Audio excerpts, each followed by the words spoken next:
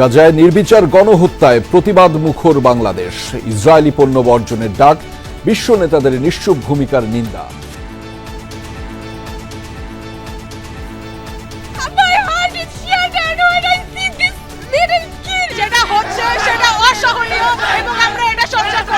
Israeli পণ্য যা আছে সব বয়কট করা হোক। নৃশংস যে অত্যাচারের শিকার হচ্ছে আমার ফিলিস্তিনবাসী, আমাদের মুসলমান, এইটার একটা ফুল স্টপ টানতে হবে।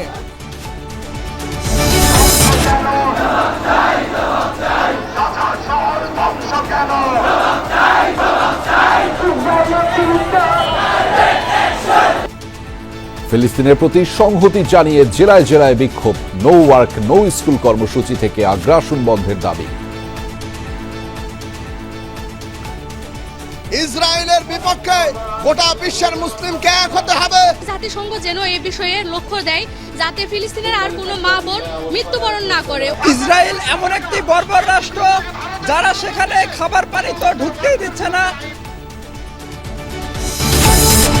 বিশ্বজুড়ে বিক্ষোভ প্রতিবাদেও থামেনি ফিলিস্তিনে ইসরায়েলি তাণ্ডব। দেইর আল বালার 5টি এলাকা খালি করার নির্দেশ। বিনিয়োগ সম্মেলনে ব্যাপক সাড়া। ইপিজেড ও অর্থনৈতিক অঞ্চলে লোক নিতে আগ্রহী বিদেশি উদ্যোক্তারা। স্টার্ট আপের জন্য হচ্ছে 900 কোটির তহবিল। 3 মাসের জন্য শুল্ক স্থগিতের আহ্বান জানিয়ে প্রেসিডেন্ট ট্রাম্পকে ডক্টর ইউনূসের চিঠি। বাণিজ্য ঘাটতি মেটাতে উদ্যোগ নেবে ঢাকা। লেভেল প্লেইং ফিল্ড নিশ্চিত করতে নির্বাচনী প্রচারণার নীতিমালা হচ্ছে, জানালেন কমিশনার আনোয়ারুল। প্রায় চূড়ান্ত আচরণবিধির খসড়া।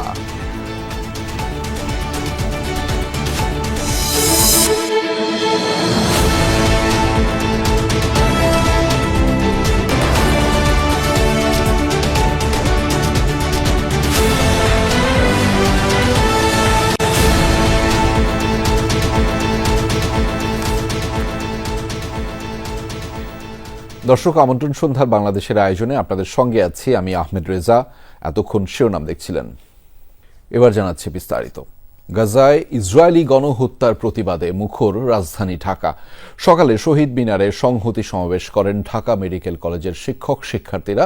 ফিলিস্তিনে ইসরায়েলি আগ্রাসনের তীব্র প্রতিবাদ জানান তারা। আর রাজু ভাস্কর্যের সামনের প্রতিবাদ কর্মসূচিতে যোগ দেয় বিভিন্ন স্কুল কলেজের শিক্ষার্থীরা। একই দাবিতে মিছিল হয়েছে জাতীয় মসজিদ বায়তুল মোকাররম ও যাত্রাবাড়ি এলাকা থেকেও। গাজায় চলছে ইসরায়েলি আগ্রাসন, আর তার প্রতিবাদে বিশ্বজুড়ে বিক্ষোভ কর্মসূচিতে একাত্মতা জানিয়ে মুখর বাংলাদেশও। ঢাকা বিশ্ববিদ্যালয়ের রাজু ভাস্কর্যের সামনের দুপুরের চিত্র এমন। ফিলিস্তিনিদের প্রতি সংহতি জানাতে দলে দলে টিএসসিতে এসেছে রাজধানীর বিভিন্ন স্কুল কলেজের শিক্ষার্থীরা। তাদের সাথে যোগ দেন নানা শ্রেণী পেশার মানুষও। গাজায় চলমান অবিশ্বাস্য বর্বরতার তীব্র প্রতিবাদ জানিয়ে ইসরায়েলি পণ্য বর্জনের আহ্বান জানান শিক্ষার্থীরা। প্রত্যেকটা ইসলামী জাতির ইমানি দায়িত্ব ফিলিস্তিনকে সাপোর্ট দেয়া। তারা মুসলমানদের শক্তি আর ইমানি পাওয়ার সম্পর্কে তাদের কোনো ধারণাই নেই। কেন্দ্রীয় শহীদ মিনারে সংহতি সমাবেশ করেন ঢাকা মেডিকেল কলেজের শিক্ষক শিক্ষার্থীরা। যোগ দেন ঢাকা মেডিকেলের ফিলিস্তিনি শিক্ষার্থী Ibrahim Kisku. Israel intentionally targeted the water suppliers, the food storage, and leading people for starvation. And as I'm talking now, this morning, Israel has burned some journalists, and this is happening almost daily. We will keep fighting. We will never bow for anyone. This is my message to the world. গাজাবাসীর হেফাজতের জন্য আমি দোয়া করছি, এবং আল্লাহ যদি এই ইহুদিদের হেদায়েত না দিয়ে থাকে, তাদের যেন ধ্বংস করে দেয়। ওলামা মাশায়েখ ও সাধারণ মুসল্লিদের ব্যানারে মিছিল হয়েছে বায়তুল মোকাররমে। বাদ জোহর মিছিলে অংশ নেন হাজারো মুসল্লি। ফিলিস্তিন ফিলিস্তিন জিন্দাবাদ জিন্দাবাদ। বিশ্বের বিবেক কি এখনো নাড়া দেয় না যে এত কোটি কোটি মানুষকে হত্যা করা হচ্ছে? বাংলাদেশ সহ গোটা বিশ্ব থেকে আমরা মুসলমানরা গিয়ে ইসরায়েলের বিরুদ্ধে যুদ্ধ করব। নিপীড়িত ফিলিস্তিনিদের প্রতি সংহতি জানিয়ে সমাবেশ হয়েছে যাত্রাবাড়িতেও। জোহরের নামাজের পর সড়কে নেমে প্রতিবাদ জানায় বিভিন্ন মাদ্রাসার শিক্ষার্থী ও মসজিদের মুসল্লিরা। সমাবেশ থেকে ইসরায়েলি পণ্য বিক্রি করা দোকানও বর্জনের ডাক দেয় ছাত্র জনতা। করছে। ঠিক সেরকমভাবে আমরা আজকে হামাসের নেতৃত্বে সারা পৃথিবী ঐক্যবদ্ধ, আমরা হামাসের নেতৃত্বে ফিলিস্তিন বিজয় করবো ইনশাআল্লাহ। গাজাবাসীর প্রতি সংহতি জানিয়ে কোনো ক্লাস পরীক্ষা নেয়নি ঢাকা বিশ্ববিদ্যালয়। সমস্ত দাপ্তরিক কার্যক্রমও বন্ধ ছিল সকাল ৯টা থেকে ১১টা পর্যন্ত। তাজনুর ইসলাম, যমুনা নিউজ, ঢাকা। গাজায় গণহত্যার প্রতিবাদে উত্তাল ছিল ঢাকা উত্তর সিটি এলাকাও। শিক্ষার্থীদের পাশাপাশি সড়কে নেমে এসে নিপীড়িত ফিলিস্তিনিদের প্রতি সংহতি জানান শিক্ষক, অভিভাবক সহ বিভিন্ন পেশাজীবী এবং সর্বস্তরের মানুষ। সকাল থেকে বিভিন্ন গুরুত্বপূর্ণ পয়েন্টে অবস্থান নিয়ে চলে বিক্ষোভ কর্মসূচি। প্রত্যেকের কণ্ঠে ছিল ফিলিস্তিনিদের প্রতি সহমর্মিতা আর গাজায় ইসরায়েলি বর্বরতা বন্ধের জোরালো দাবি। আরবসহ বিশ্ব নেতাদের নিশ্চুপ ভূমিকার তীব্র সমালোচনা করেন তারা।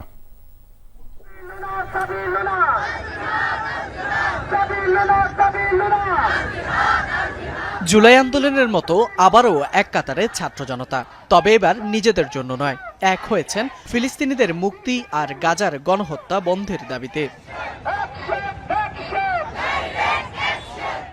সকালে রাজধানীর ইসিবি চত্বরে জড়ো হয়ে এভাবে প্রতিবাদ জানান Adamjee cantonment school and college, Shaheed Ramizuddin school and college সহ আশপাশের বিভিন্ন শিক্ষা প্রতিষ্ঠানের শিক্ষার্থী, অভিভাবক ও সাধারণ মানুষ। সকলের দাবি, অনতিবিলম্বে গাজায় গণহত্যা বন্ধ করতে হবে। আমরা যদি প্রতিবাদ না করি তাহলে একদিন হয়তো এই ফিলিস্তিনের অস্তিত্বই খুঁজে পাওয়া যাবে না। আমরা আমাদের সরকারকে একটা চ্যালেঞ্জ দিতে চাই, আমরা কোনো দোকান, কোনো রেস্টুরেন্ট, কোনো জায়গায় কোনো ইসরায়েলি পণ্যের জায়গা দিতে চাই না। আমরা দেখেছি যে মানুষকে এমন শক্তিশালী বোমা দিয়ে আকাশে উড়িয়ে দেওয়া হয়েছে, এটা একদম বর্বরোচিত হামলা। ইসরায়েল যেভাবে ফিলিস্তিনের উপর অত্যাচার করতেছে সেটা মেনে নেওয়ার মতো না। ইসিবি চত্বরের পাশাপাশি বিক্ষোভ হয়েছে রাজধানীর নর্থ সাউথ ইউনিভার্সিটির সামনেও। সেখানে যোগ দেন আমেরিকান ইন্টারন্যাশনাল ও ইন্ডিপেন্ডেন্ট ইউনিভার্সিটি এবং ভিকারুন্নেসা নুন স্কুল অ্যান্ড কলেজ সহ আশপাশের শিক্ষার্থী ও সাধারণ মানুষ। গাজার নৃশংস গণহত্যার নিন্দা জানিয়ে ইসরায়েলি পণ্য বয়কটের আহ্বান জানান বিক্ষোভকারীরা। আমেরিকা ওয়েস্ট যা করছে সেটা বর্বরতা, নৃশংসতা বা অমানবিকতা বলে কোনো শব্দ দিয়ে বিবরণ দেওয়া যাবে না। My heart is shattered when I see this little kid in this bloodshed. We are sorry. We are so sorry. This is what we can do. As a Muslim Ummah, we failed you. যেটা হচ্ছে সেটা অসহনীয় এবং আমরা এটা সহ্য করব না। নারায়ে তাকবীর, আল্লাহু আকবার। যেখানে সৌদি আরব কিছু করছে না, আরব আমিরাত কিছু করছে না, পাকিস্তান কিছু করছে না, সেখানে আসলে বাংলাদেশ থেকে দাঁড়িয়ে আমরা আমাদের নিজেদের জায়গা থেকে ক্লিয়ার থাকার ট্রাই করছি। বিক্ষোভ হয়েছে রাজধানীর উত্তরাতেও। সেখানে অংশ নেন উত্তরার বিভিন্ন শিক্ষা প্রতিষ্ঠানের হাজার হাজার ছাত্র জনতা। এ সময় গাজার বর্বর গণহত্যার পরও বিশ্ব নেতাদের নিশ্চুপ থাকার নিন্দা জানান তারা। ওদের দোষ কি? শুধু মুসলিম নিজেদের, ওরা কে চেয়েছিল শুধু নিজেদের বাসস্থানে থাকতে? এটা কি ওদের অপরাধ? ওনারা শিশু বাচ্চা থেকে শুরু করে যে বয়স্ক মানুষ কাউকে ছাড়ছে না, একদম পুরো গাজাটাকে তারা ধ্বংস করে দিচ্ছে। এটা কোনোভাবে মেনে নেওয়ার মতো না। আমরা ইসরায়েলি পণ্য যদি বয়কট করি তাহলে অবশ্যই ফিলিস্তিনের জন্য বেনিফিট আসবে।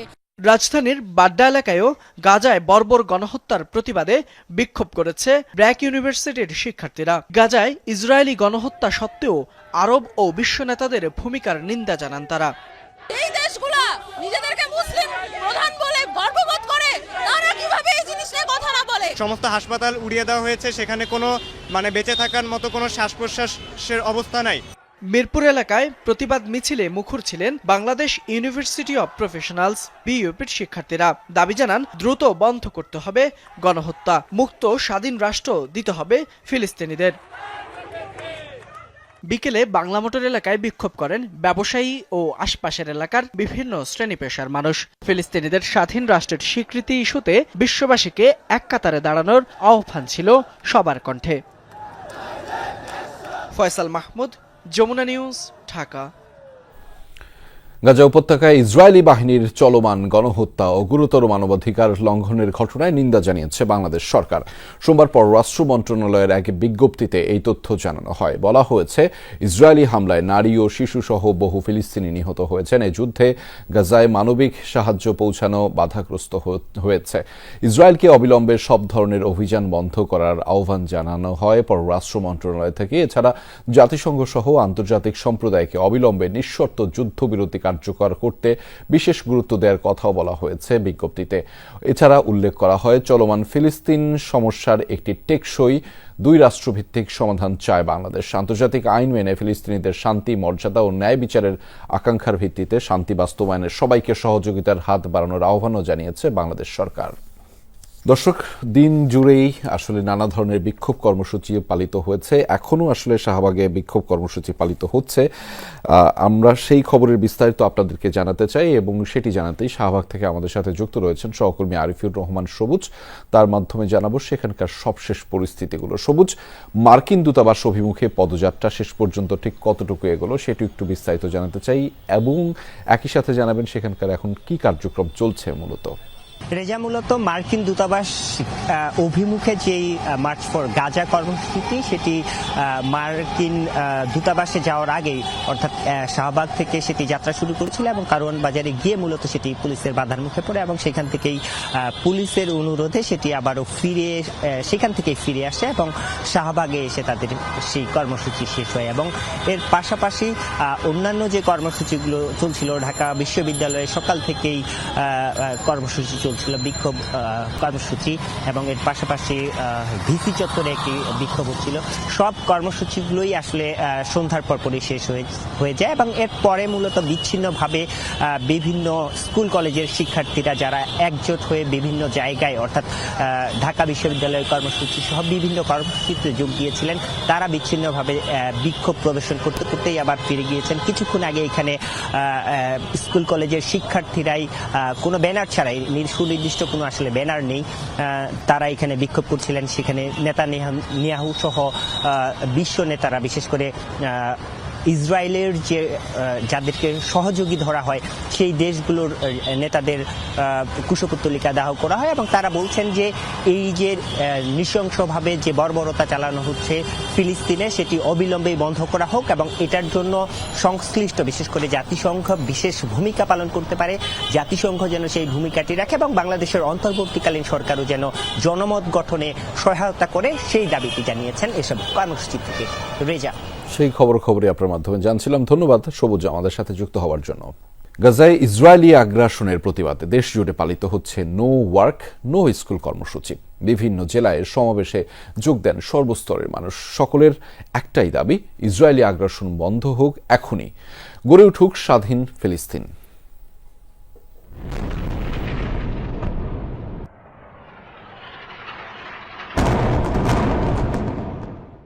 নৃশংসতা, বর্বরতা, নিষ্ঠুরতা দেখছে বিশ্ববাসী। গেল সপ্তাহ দেখে গাজা দখলে স্থলাগ্রাসনের পরিধি বাড়িয়েছে ইসরায়েলি বাহিনী। উত্তর থেকে দক্ষিণ ইসরায়েলের বোমা বর্ষণ থেকে রেহাই পায়নি কোনো এলাকা। এরই প্রতিবাদে সারা বিশ্বের মতো দেশ জুড়ে চলছে নো ওয়ার্ক নো স্কুল কর্মসূচি। কারো চোখ পানিতে টলমল, কারো চোখে মুখে ক্রোধের আগুন, সবার কণ্ঠে একই উচ্চারণ, ইসরায়েলের আগ্রাসন বন্ধ হোক এখনই, গড়ে উঠুক স্বাধীন ফিলিস্তিন। এমন দাবিতে গাজাবাসীর প্রতি সংহতি জানিয়ে বিক্ষোভে কাঁপল রংপুর। বাংলাদেশের যে কোনো মানুষ যে কোনো প্রান্তে আছে, তারা নিজ নিজ অবস্থান থেকে ইসরায়েলি পণ্য বয়কট করুক, তাদেরকে আমরা অর্থনৈতিকভাবেই পঙ্গু করে দেব। যে হামলা চালাচ্ছে তীব্র নিন্দা জানাচ্ছি, কারণ হচ্ছে তারা যে গণহত্যা চালাচ্ছে এটা কিন্তু আন্তর্জাতিকভাবে বিরোধী। ক্লাস পরীক্ষা বর্জন করে ধর্মঘট পালন করছে বরিশালের শিক্ষা প্রতিষ্ঠানের শিক্ষার্থীরাও। গাজায় মুসলিমদের ওপর হওয়া গণহত্যার বিচারের দাবি জানান তারা। একজন মুসলিম হিসেবে আমি মনে করি আজকের এই সমাবেশ প্রত্যেকটা মুসলমানের ইমানি দায়িত্ব। হৃদয়ে যে আমাদের রক্তক্ষরণ হইতে আছে, এটা আসলে আমাদের জন্য তো যুদ্ধ ফরজ হয়ে গেছে, জিহাদ ফরজ হয়ে গেছে। ফিলিস্তিনকে স্বাধীন রাষ্ট্র ঘোষণার দাবিতে গণজমায়েত হয়েছে কক্সবাজারে। কর্মসূচিতে যোগ দেয় বিভিন্ন স্কুল, কলেজ, মাদ্রাসা ও বিশ্ববিদ্যালয়ের শিক্ষার্থীরা। গাজাবাসীরা হলো আমাদের ভাই বোন, এদের প্রতি যে অন্যায়ভাবে জুলুম করা হচ্ছে, গণহত্যা চালা হচ্ছে, তো আমি তাদের দুঃখে দুঃখিত হয়ে আমি আর ঘরে বসে থাকতে পারলাম না। গাজায় ইসরায়েলের চলমান আগ্রাসন, নারী শিশুসহ হাজারো নিরীহ মানুষের হত্যা এবং মানবাধিকার লঙ্ঘনের প্রতিবাদ জানায় নাটোরের হাজারো মানুষ। বক্তারা বলেন, গণহত্যার দায়ে ইসরায়েলকে আন্তর্জাতিক আদালতের মাধ্যমে বিচার করতে হবে। তারা অ্যাম্বুলেন্স পর্যন্ত আক্রমণ করেছে হামাসের নাম করে। বিশ্বের মুসলমান যদি এক হয় তাহলে আশা করা যায় এগুলা বন্ধ হবে। পটুয়াখালীতেও হয়েছে বিশাল জমায়েত, যোগ দেন সর্বস্তরের মানুষ। জানান গণহত্যার প্রতিবাদে গাজীপুরে ইসরায়েল পণ্য বয়কটের ঘোষণা দেয় স্থানীয়রা। আমরা চাই যে সারা বিশ্বের মুসলমান যে লিডার আছে তারা এদিক সজাগ দৃষ্টি দেখ এবং ইসরায়েলের এই হামলার বিরুদ্ধে সবাই প্রতিক্রিয়া সৃষ্টি করুক। প্যালেস্টাইনের সেই বর্বর হত্যাকাণ্ডের বিরুদ্ধে আমরা সকল শ্রেণীর, সকল পেশার, সকল ধর্মের, সকল বর্ণের মানুষ আমরা একত্রিত হয়েছি। রাজশাহী ও খুলনা বিশ্ববিদ্যালয়ে কর্মসূচি পালন করেছে শিক্ষক শিক্ষার্থীরা। সবার কণ্ঠে একটাই দাবি, গণহত্যার বিচার। গত প্রায় 1.5 বছর ধরে গাজাতে 21 শতকের জঘন্যতম গণহত্যা চলছে। 76 বছরের একটা অকুপেশন চলছে। এটা হুট করে আজকে শুরু হওয়া কথা না, এটা আরো আগে হওয়া উচিত ছিল। রাজধানীর যাত্রাবাড়িতেও হয়েছে বিক্ষোভ। বক্তারা বিশ্ববাসীকে এগিয়ে আসার আহ্বান জানান। আমরা বাংলাদেশি শিক্ষার্থীরা নিজেদের জায়গাতে সর্বোচ্চ রেজিস্ট্রেশন আমরা ঘোষণা করেছি। যদি এরকম হতো, যদি সরকার এরকম ব্যবস্থা করতো যে আসলে ফিলিস্তিনে জিহাদের জন্য সৈন্য পাঠাচ্ছে, তাহলে আমি মনে করি এখানে যারা আছে সবাই। চাঁদপুর, জামালপুর, চুয়াডাঙ্গা, লক্ষ্মীপুর সহ বিভিন্ন জেলায় গণহত্যার প্রতিবাদে বিক্ষোভ মিছিল ও সমাবেশ হয়েছে। যোগ দেন রাজনৈতিক ও বিভিন্ন সামাজিক সংগঠনের নেতাকর্মীরাও। জারিন অর্নি, যমুনা নিউজ। বিনিয়োগ পরিবেশ সহজ করতে কাজ চলছে। দেশি বিদেশি প্রতিষ্ঠানের মধ্যে সংযোগ স্থাপনে সহযোগিতা করছে সরকার। এমনকি দীর্ঘমেয়াদী ট্রেড লাইসেন্স ইস্যুর বিষয়টি ভাবা হচ্ছে। বিনিয়োগ সম্মেলনে এমন তথ্য তুলে ধরেন বিডার নির্বাহী চেয়ারম্যান। আর স্টার্টআপ উদ্যোক্তাদের জন্য সুখবর দিলেন বাংলাদেশ ব্যাংকের গভর্নর। বললেন, 900 কোটি টাকার বিশেষ তহবিল গঠন করা হচ্ছে। এদিকে তথ্য ও প্রযুক্তি বিষয়ক বিশেষ সহকারী ফায়েজ আহমেদ তৈয়ব জানিয়েছেন, ইন্টারনেটকে নাগরিকদের মৌলিক সেবা হিসেবে নিশ্চিত করা হবে। বিদেশি বিনিয়োগের ক্ষেত্রে পুরনো ধ্যান ধারণা ভাঙতেই 4 দিনব্যাপী বাংলাদেশ বিনিয়োগ সম্মেলন। প্রথম দিনে এতে অংশ নেন 40 দেশে 6 শতাধিক বিনিয়োগকারী, ছিলেন দেশি তরুণ উদ্যোক্তারাও। সকালে রাজধানীর একটি হোটেলে সম্মেলনের শুরু হয় স্টার্টআপ কানেকশন সেশনের মধ্য দিয়ে। এতে দেশি উদ্যোক্তাদের সাথে বিদেশিরাও অংশ নেন। উদ্যোক্তাদের কাছে জানতে চাওয়া 2025-এর বিনিয়োগ সম্মেলন ঠিক কতটা গুরুত্বপূর্ণ তাদের কাছে। পানি রিলেটেড যা আছে তার নিজের টেকনোলজি হলো ডুবোটেক, যেটা বানাচ্ছে লাস্ট 7 বছর যাবত। এখন আমরা ইন্ডাস্ট্রিয়ালি বাংলাদেশে বিভিন্ন সংস্থাকে সাহায্য করতেছি আমাদের উপর দিয়ে। যে কোনো স্টার্টআপ চাইলে 1 ঘন্টার জন্য আমাদের অফিসটা ইউজ করতে পারবে, এছাড়া ডেইলি মান্থলি বেসিসেও ইউজ করতে পারবে। আমরা গাড়িটি বানিয়েছি রাইড শেয়ারিং ড্রাইভার যারা আছেন বা যারা হচ্ছে ভাড়ায় চালিত গাড়ি হিসেবে চালান, তাদের জন্য বেশি টাকা ইনকাম করতে পারেন এই জন্য। বিডার নির্বাহী চেয়ারম্যান চৌধুরী আশিক মাহমুদ বলেন, ব্যবসা বাণিজ্যের প্রতিবন্ধকতা দূরের চেষ্টা চলছে। নতুন উদ্যোক্তাদের ট্রেড লাইসেন্স আটকে যায় সরকারি লাল ফিতার দৌড়াতে। ভোগান্তি এড়াতে দীর্ঘ সময়ের জন্য ট্রেড লাইসেন্স প্রদানের বিষয়টি ভাবা হচ্ছে। বিনিয়োগ পরিবেশ সহজ করতে কাজ চলছে। দেশি বিদেশি প্রতিষ্ঠানের মধ্যে সংযোগ স্থাপনে সহযোগিতা করছে সরকার। এমনকি দীর্ঘমেয়াদী ট্রেড লাইসেন্সের ইস্যুর বিষয়টি ভাবা হচ্ছে। বাংলাদেশ ব্যাংকের গভর্নর জানান, নতুন উদ্যোক্তা তৈরিতে 8 থেকে 900 কোটি টাকার একটি স্টার্টআপ ফান্ড গঠন করা হয়েছে। খুব শীঘ্রই দেয়া হবে প্রজ্ঞাপন। স্টার্টআপের জন্য সহযোগিতার পরিবেশ নিশ্চিতে কাজ করছে বাংলাদেশ ব্যাংক। তরুণ উদ্যোক্তাদের বিশেষ সুবিধা দেওয়া হবে। আশা করছি সপ্তাহখানেকের মধ্যে এই বিষয়ে প্রজ্ঞাপন জারি করা হবে। প্রযুক্তিগত খরচ কমিয়ে আনা হবে। যারা এই বিষয়ে কাজ করছে তাদের পাশে থাকবে কেন্দ্রীয় ব্যাংক। স্টার্টআপ প্রকল্পে 900 কোটি টাকা ফান্ড গঠনের সিদ্ধান্ত নেওয়া হবে। এদিকে বিকেলে প্রথম দিনের কার্যক্রম জানাতে সংবাদ সম্মেলন করে বিডা চেয়ারম্যান চৌধুরী আশিক মাহমুদ, যিনি আজকে প্রতিমন্ত্রীর পদমর্যাদা লাভ করেছেন। সংবাদ সম্মেলনে জানান, সারা দেশ থেকে 1500 স্টার্টআপ এবং 25টি বিদেশি ভেঞ্চার ক্যাপিটাল এসেছে। বিনিয়োগে সকল ধরনের প্রতিবন্ধকতা দূর করার আশ্বাসও দেন আশিক মাহমুদ।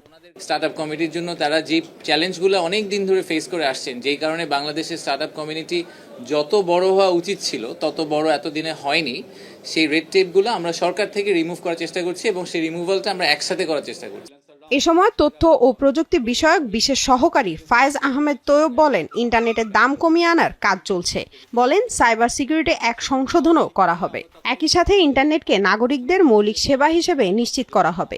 বর্তমান সরকার কখনোই ইন্টারনেট বন্ধ করবে না এবং আগামী সরকার যাতে ইন্টারনেট বন্ধ করতে না পারে সেজন্য আমরা সব ধরনের ব্যবস্থা নিচ্ছি।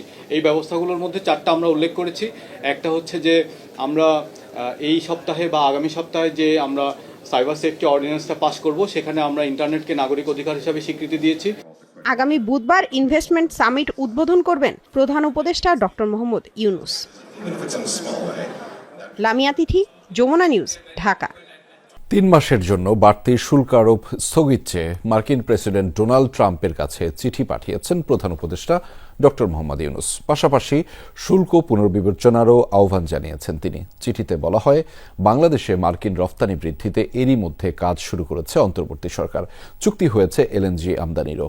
তুলা আমদানি বাড়াতে গুদামজাতকরণে দেয়া হবে বিশেষ সুবিধা। এছাড়া গ্যাস টারবাইন ও চিকিৎসা সরঞ্জাম সহ বেশ কিছু মার্কিন পণ্যের শুল্ক কমানোর কথাও ভাবছে সরকার। বিশ্বের বেশিরভাগ দেশের জন্য দ্বিগুণের বেশি শুল্ক আরোপ করেছে ডোনাল্ড ট্রাম্প। বাংলাদেশের জন্য যা 15 থেকে বাড়িয়ে 37% করার কথা বলা হয়েছে। বাংলাদেশের দ্বিতীয় সর্বোচ্চ রপ্তানি দেশ যুক্তরাষ্ট্রের এমন ঘোষণায় নতুন চ্যালেঞ্জে দেশের পোশাক খাত। বৈদেশিক বাণিজ্য ঠিক রাখতে মার্কিন প্রেসিডেন্ট ডোনাল্ড ট্রাম্পকে চিঠি দিয়েছেন ডক্টর মোহাম্মদ ইউনূস। এই লেটারের মূল যে বিষয়টা, আমরা রিকোয়েস্ট করেছি তাকে to postpone the application of US reciprocal tariff measures on Bangladesh for 3 months. আমরা অ্যাসুর করেছি যে না, আমরা যে সমস্ত মেজার নিচ্ছি সেই মেজারে ইউএসএ আমাদের মার্কেট শেয়ার, আমাদের যে এক্সপোর্ট মার্কেটটা আরো বেটার হবে, আরো বৃদ্ধি পাবে, কমবে না। চিঠিতে বলা হয়, বাংলাদেশি প্রথম আলোচনার জন্য প্রোঅ্যাক্টিভ উদ্যোগ নিয়েছে।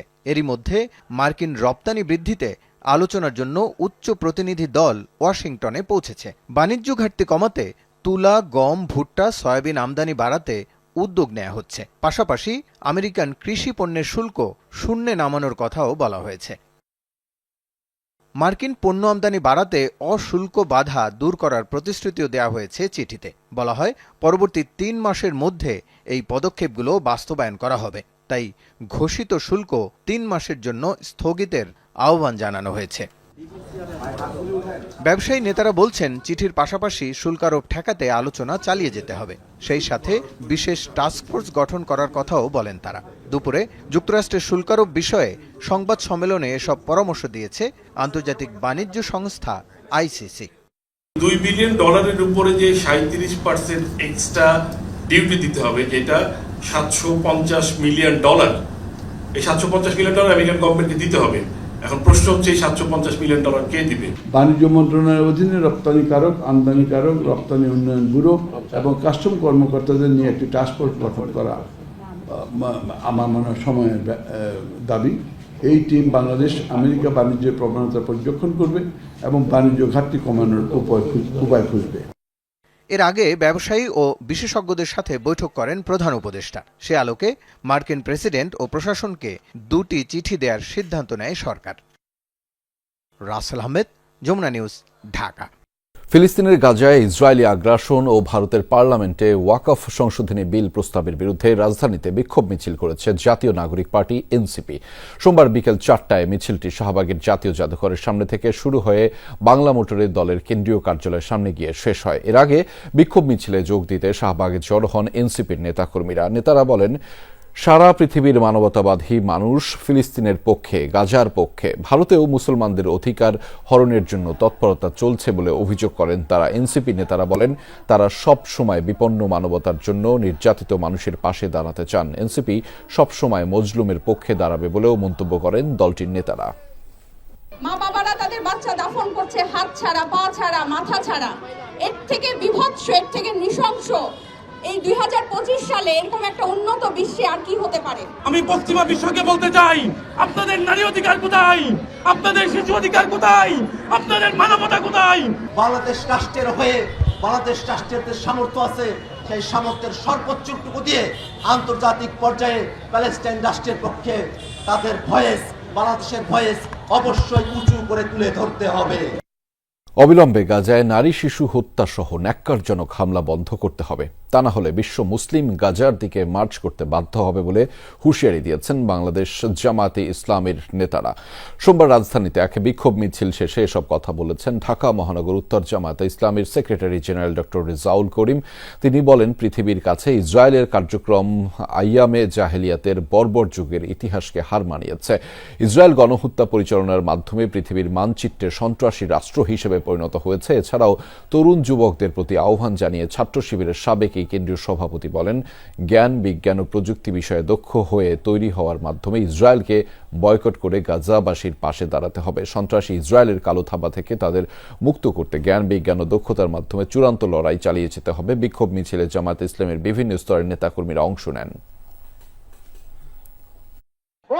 বলবো, আপনারা সোচ্চার হন এবং ওই মুসলিম নারী পুরুষের পাশে গিয়ে অবস্থান নেন। যেভাবে গণহত্যা চালাচ্ছে ওই ইসরায়েলি বিভৎস চিত্র দেখে তাদেরকে থামিয়ে দিন। মুসলিম জনগোষ্ঠীকে নির্দয়ভাবে গণহত্যা চালিয়ে নিশ্চিহ্ন করে দেওয়ার চক্রান্ত শুধু নয়, নিশ্চিহ্ন করে দেওয়ার কার্যক্রমকে থামানোর জন্য জাতিসংঘের কোনো ব্যবস্থা নেই। ফিলিস্তিনের গাজায় ইসরায়েলি বাহিনীর গণহত্যা ও নির্বিচার হামলা বন্ধের দাবিতে সোচ্চার হয়েছে দেশের আইনজীবী সমাজ। দুপুরে সুপ্রিম কোর্ট বার কাউন্সিল ভবনের সামনে গাজায় গণহত্যা বন্ধের দাবিতে মানববন্ধন ও বিক্ষোভ করেছেন আইনজীবীরা। এই সময় তারা বলেন, গাজার নিরীহ মানুষের উপর ইসরায়েলি বাহিনী যে গণহত্যা চালাচ্ছে তা কোনোভাবেই কাম্য নয়। তাদের হামলা থেকে নারী শিশুরাও রেহাই পাচ্ছে না। এমনকি হাসপাতাল মসজিদে বোমা হামলা চালাচ্ছে বর্বর ইসরায়েল, যা চরম মানবাধিকার লঙ্ঘন। আন্তর্জাতিক আইনে এই বর্বর বাহিনীর বিচারের দাবি জানিয়েছেন আইনজীবীরা। ইসরায়েলের বর্বর আগ্রাসন, গাজায় চলমান গণহত্যার বিরুদ্ধে সবাইকে রুখে দাঁড়ানোর আহ্বান জানিয়ে তারা বলেন, ইসরায়েলি সকল পণ্য বর্জন করতে হবে। প্রতিবেশী দেশের সাথে স্বার্থ রক্ষায় ডক্টর ইউনূস ও নরেন্দ্র মোদীর বৈঠক জরুরি ছিল। একথা উল্লেখ করে বিশ্লেষকরা বলছেন, রাজনৈতিক পরিস্থিতি বদলালেও প্রতিবেশী বদলানো সম্ভব নয়, বরং স্বার্থ সংশ্লিষ্ট বিষয়গুলোকে অগ্রাধিকার দিয়ে কিভাবে সম্পর্ক উন্নয়ন করা যায় সেদিকেই নজর দেওয়া উচিত। এছাড়া গণমাধ্যম, বিশেষ করে ভারতীয় মিডিয়ার গুজব ও অপতথ্য রোধে এখনই নীতি নির্ধারণী পর্যায়ে ব্যবস্থা নেওয়া দরকার বলেও মত তাদের।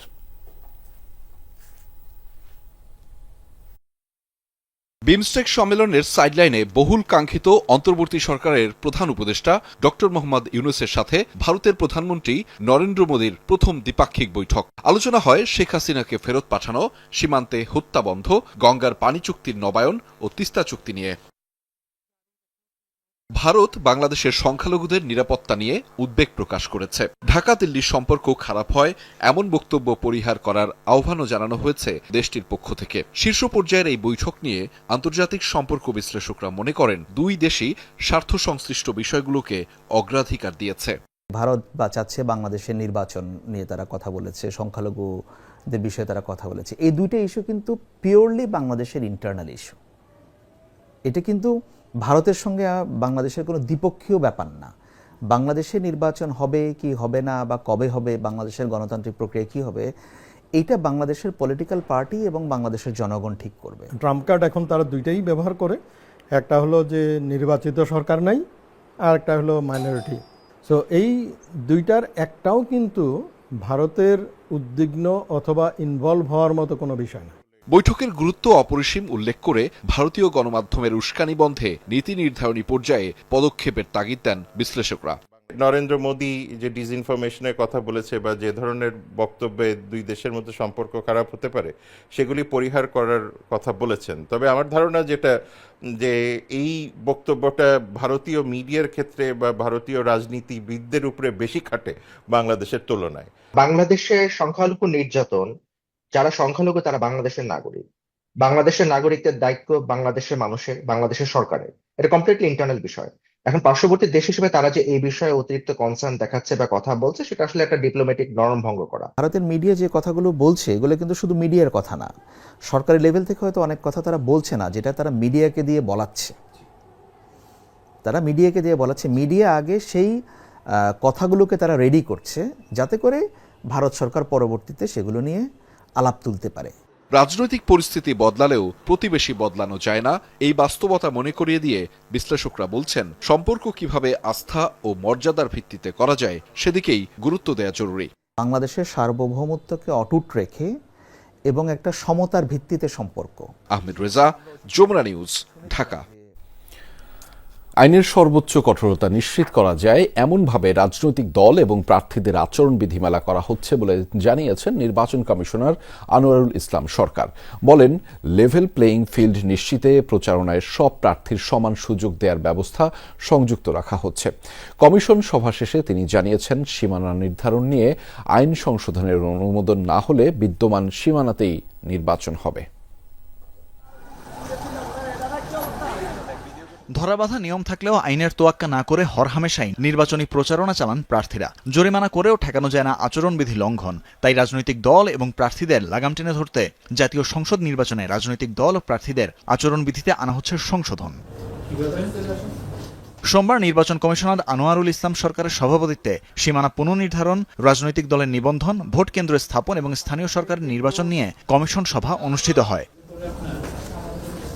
সভা শেষে নির্বাচন কমিশনার জানান, আচরণবিধির খসড়া প্রায় চূড়ান্ত, যেখানে প্রচারণায় সব প্রার্থীকে সমান সুযোগ দেয়া, ন্যূনতম নির্বাচনী ব্যয় সহ লেভেল প্লেইং ফিল্ড নিশ্চিতের ব্যবস্থা রাখা হয়েছে। আগামী জাতীয় নির্বাচনের প্রচারণায় পোস্টার থাকছে না বলেও জানান তিনি। পারস্পরিক সৌহার্দ্যপূর্ণ অবস্থায় একবারে গ্রামীণ পর্যায়ে পর্যন্ত নিরবিচ্ছিন্নভাবে লেভেল প্লেইং ফিল্ড হিসাবে সব প্রার্থী সমভাবে প্রচারণা করতে পারে, সেই ধরনের একটা অ্যাটিটিউড নিয়ে আমরা আচরণ বিধিমালাটা করতে চাচ্ছি। আনোয়ারুল ইসলাম বলেন, সীমানা নির্ধারণ নিয়ে আইন সংশোধনের অনুমোদন না হলে বিদ্যমান সীমানাতেই নির্বাচন হবে। সীমানা নির্ধারণের যে প্রস্তাবনাটা আমরা প্রিন্টিং মিস্টিংয়ের জন্য পাঠিয়েছিলাম, এটি ঈদের আগে ক্যাবিনেট মিটিং হয়েছে, এখনো আমরা অনুমোদন পাইনি।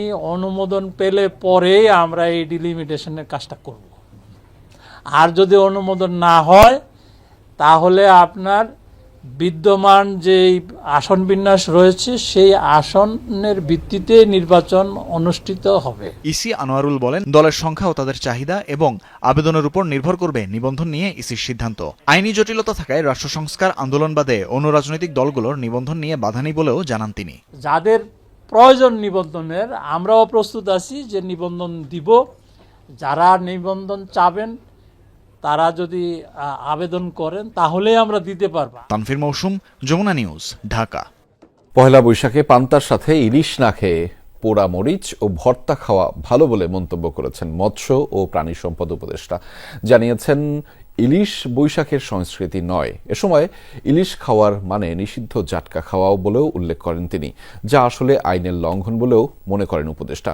এজন্য তিনি এবারের পহেলা বৈশাখে পান্তার সাথে ইলিশ না খাওয়ার আহ্বান জানিয়েছেন।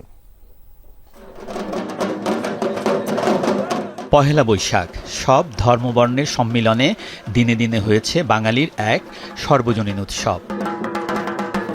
উদযাপনের এই উৎসবে ৮০-র দশকে যুক্ত হয়েছে পান্তার সাথে ইলিশ খাওয়ার রেওয়াজ। একে বৈশাখী রসনার আরোপিত সংস্কৃতি বলেছেন মৎস্য উপদেষ্টা। জানান, কিছু শহুরে মানুষ এই রেওয়াজ চালু করেছে, এর সাথে গ্রামের সম্পর্ক কম। আবার যে সময় উদযাপিত হয় বৈশাখ, সেই সময় জাটকা বা ছোট অবস্থায় থাকে ইলিশ। সরকারিভাবে নিষিদ্ধ থাকে জাটকা ধরাও। তাই বৈশাখের প্রথম দিনে জাটকার নামে ইলিশ খাওয়া আইনেরও লঙ্ঘন বলে মনে করেন উপদেষ্টা। পান্তা ইলিশ আমাদের সংস্কৃতির কোনো অংশ না, আরোপিত সংস্কৃতি আমি বলবো। এটা মনে রাখতে হবে, পয়লা বৈশাখে যারা ইলিশ খাবেন তারা আসলে জাটকাই খাবেন এবং তারা আইনের লঙ্ঘন করছেন। তো কাজে এটা বাজারে পাওয়া যাওয়াটাও কিন্তু আইনের লঙ্ঘন হবে। এবারের পয়লা বৈশাখে পান্তার সাথে ইলিশ না খাওয়ার আহ্বান জানিয়েছেন উপদেষ্টা ফরিদা আক্তার। ঐতিহ্য রক্ষায় পরামর্শ দিয়েছেন পান্তার সাথে শাক, ভর্তা আর পোড়ামরিচ খাওয়ার। পয়লা বৈশাখের দিনে আপনি বাতাসা খান, আপনি মিষ্টি খান, দই চিড়া খান, ছাতুর শরবত খান, আর নর্মাল ভাত খাবেন। ভান্তা ভাতের সাথে ভর্তাটাই বেশি ভালো, আর তার সাথে পোড়ামরিচ খান আরো ভালো। ইলিশ সাধারণ মানুষের ক্রয় ক্ষমতার নাগালে রাখতে সরকারের চেষ্টার কমতি নেই বলে দাবি করেছেন মৎস্য উপদেষ্টা। জাতীয় মাছ রক্ষায় মন্ত্রণালয়ের উদ্যোগে ৮ এপ্রিল থেকে শুরু হচ্ছে জাটকা সংরক্ষণ সপ্তাহ, চলবে ১৪ এপ্রিল পর্যন্ত। সাধারণ মানুষের নাগালের মধ্যে যেন থাকে। আলমগীর স্বপন, যমুনা নিউজ, ঢাকা। গাজায় চলমান ইসরায়েলি আগ্রাসনের প্রতিবাদে বিক্ষোভ হয়েছে বিভিন্ন দেশে। ইসরায়েলের নির্বিচার বর্বরতা বন্ধ এবং তেল আবিবকে আন্তর্জাতিক আইন লঙ্ঘনের কারণে জবাবদিহিতার আওতায় আনার দাবিতে চলছে এই কর্মসূচি। তবে বিক্ষোভ প্রতিবাদ উপেক্ষা করেই গাজায় হামলা অব্যাহত রেখেছে ইসরায়েল। প্রাণ গেছে আরও অর্ধশত ফিলিস্তিনির। এদিকে ফিলিস্তিনে হামলা বন্ধ করে দ্রুত যুদ্ধবিরতি কার্যকরের আহ্বান জানিয়েছে ফ্রান্স। গাজায় হামলার প্রতিবাদে বিক্ষোভে উত্তাল মরক্কো এবং তুরস্ক। সোমবার বিশ্বব্যাপী ধর্মঘটের ডাক দেয় ফিলিস্তিনের ন্যাশনাল অ্যান্ড ইসলামিক ফোর্সেস। তারই সমর্থনে বিভিন্ন দেশে চলছে বিক্ষোভ প্রতিবাদ। ইসরায়েলের নির্বিচার বর্বরতা থামাতে এবং তেল আবিবকে আন্তর্জাতিক আইন লঙ্ঘনের কারণে জবাবদিহিতার আওতায় আনার দাবিতে এ কর্মসূচি। তবে বিশ্বজুড়ে চলা বিক্ষোভ প্রতিবাদ সত্ত্বেও নির্বিকার তেল আবিব। গাজায় চলছে নির্বিচার হামলা। দেইর আল বালার আরও 5টি এলাকা খালি করার নির্দেশ দেয় আইডিএফ। তারপর চালানো হয় অমানবিক তাণ্ডব। মধ্য গাজা আল আকসা হাসপাতাল সংলগ্ন এলাকাতেও বোমা ছোড়ে আইডিএফ। আমাদের আর কোনো আশা নেই। কিসের আশায় বাঁচবো আমরা? গত রাতে এসব ধ্বংসস্তূপ লক্ষ্য করেও হামলা হয়েছে। ট্রাম্প এবং নেতানিয়াহু একই মুদ্রার এপিঠ ওপিঠ। এই দুজনই সন্ত্রাসী। এর আগে গাজার দক্ষিণাঞ্চলীয় খান ইউনিসের নাসের হাসপাতালের বাইরে গণমাধ্যম কর্মীদের তাঁবুতে হামলা চালায় ইসরায়েল। এ সময় সৃষ্টি হয় নারকীয় পরিস্থিতির। আগুনে পুড়ে নির্মম মৃত্যু হয় আলোচিত সাংবাদিক হিলমি আল ফাকওয়ার। এদিকে গাজায় ইসরায়েলের হামলাসহ মধ্যপ্রাচ্যের চলমান নানা ইস্যুতে আলোচনার জন্য মিশর সফর করছেন ফরাসি প্রেসিডেন্ট ইমানুয়েল ম্যাক্রন। অবিলম্বে গাজায় ইসরায়েলি হামলা বন্ধের আহ্বান জানান তিনি।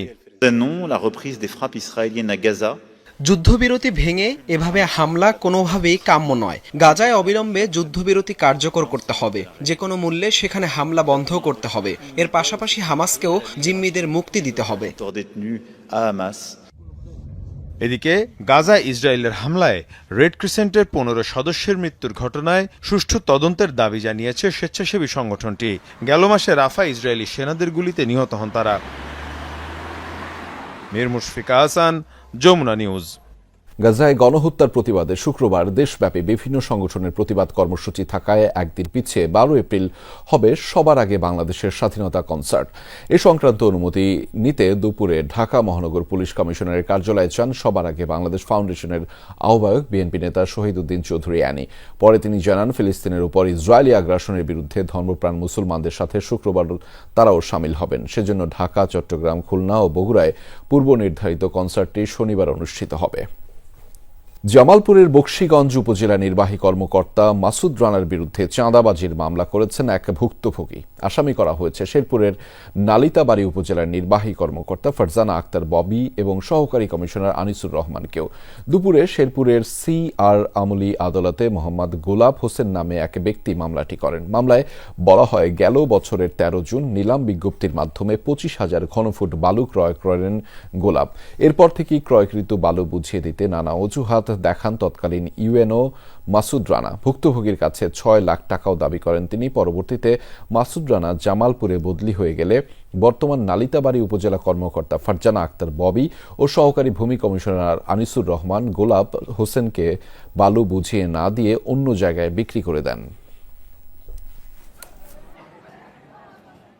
বালির ডাক আমি কোর্টে থেকে নেওয়ার পরেও আমার দীর্ঘদিন যাবত এই বালুর বিষয়ে নেওয়ার হয়রানি করাইতেছে। পূর্বে টিওনো সাহেব তাকে ওই চাঁদা দাবি করছিল যে কোন ফান্ডে টাকা দিতে হবে, 6 লাখ টাকা দিতে হবে, না হলে বালু দেওয়া যাবে না।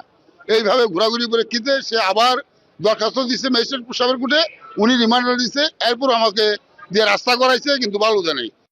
দর্শক, এই ছিল আজকের সন্ধ্যার বাংলাদেশের আয়োজনে। এতক্ষণ আমাদের সাথে থাকার জন্য আপনাদের সবাইকে ধন্যবাদ।